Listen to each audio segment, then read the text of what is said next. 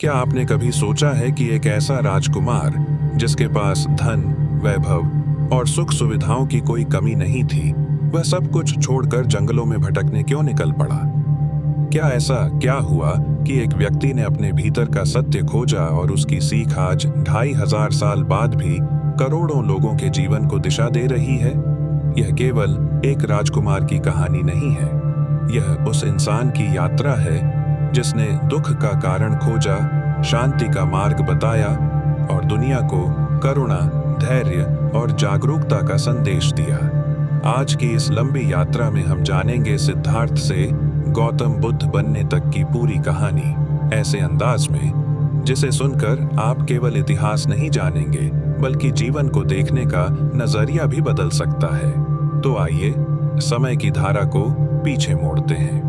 लगभग 2500 वर्ष पहले हिमालय की तराई के निकट स्थित कपिलवस्तु राज्य में एक राजकुमार का जन्म हुआ। किसी ने नहीं सोचा था कि यही बालक आगे चलकर दुनिया के महानतम आध्यात्मिक मार्गदर्शकों में से एक बनेगा। उस बालक का नाम था सिद्धार्थ। सिद्धार्थ का जन्म होते ही पूरे राज्य में उत्सव मनाया गया। महल दीपों से जगमगा उठा, संगीत गूंजने लगा और लोगों ने इसे शुभ संकेत माना। लेकिन उसी समय कुछ विद्वान ऋषियों ने एक ऐसी भविष्यवाणी की जिसने राजा शुद्धोधन को चिंतित कर दिया। उन्होंने कहा, यह बालक या तो एक महान सम्राट बनेगा या फिर संसार का त्याग कर एक महान ज्ञानी बनेगा। राजा चाहते थे कि उनका पुत्र राज्य संभाले, इसलिए उन्होंने निश्चय किया कि सिद्धार्थ को कभी भी जीवन के दुखों का सामना नहीं करने दिया जाएगा। महल के भीतर केवल सुख था, भव्य उद्यान, संगीत, नृत्य, उत्तम भोजन और हर प्रकार की सुविधा। सिद्धार्थ के आसपास ऐसे लोगों को रखा गया जो हमेशा प्रसन्न दिखाई दे। किसी बीमार, वृद्ध या दुखी व्यक्ति को उनके सामने आने की अनुमति नहीं थी। समय बीतता गया। सिद्धार्थ बड़े हुए। वे बुद्धिमान थे, दयालु थे और हर बात को गहराई से समझने की कोशिश करते थे। लेकिन उनके मन में एक प्रश्न बार बार उठता था, क्या जीवन केवल इतना ही है? क्या महल की दीवारों के बाहर भी यही दुनिया है? एक दिन उन्होंने अपने सारथी से कहा, मैं नगर देखना चाहता हूं। यहीं से उनकी जीवन यात्रा ने ऐसा मोड़ लिया जिसने इतिहास बदल दिया। महल के बाहर पहली बार उन्होंने एक वृद्ध व्यक्ति को देखा। झुका हुआ शरीर, कांपते हाथ और थका हुआ चेहरा देखकर सिद्धार्थ ने पूछा, यह व्यक्ति ऐसा क्यों है? सारथी ने उत्तर दिया, राजकुमार, समय के साथ हर मनुष्य बूढ़ा होता है। यह सुनकर सिद्धार्थ गहरे विचार में डूब गए। यही घटना आगे चलकर उन्हें 4 दृश्यों तक ले जाएगी। वृद्ध, रोगी, मृत व्यक्ति और एक शांत सन्यासी। इन्हीं 4 दृश्यों ने सिद्धार्थ के जीवन की दिशा हमेशा सीता के लिए पहली बार एक वृद्ध व्यक्ति को देखने के बाद सिद्धार्थ का मन शांत नहीं रहा। उनके भीतर एक ऐसा प्रश्न जन्म ले चुका था जिसका उत्तर महल की विलासिता में नहीं मिल सकता था। कुछ दिनों बाद वे फिर नगर की ओर निकले। इस बार उनकी नजर एक ऐसे व्यक्ति पर पड़ी जो गंभीर बीमारी से पीड़ित था।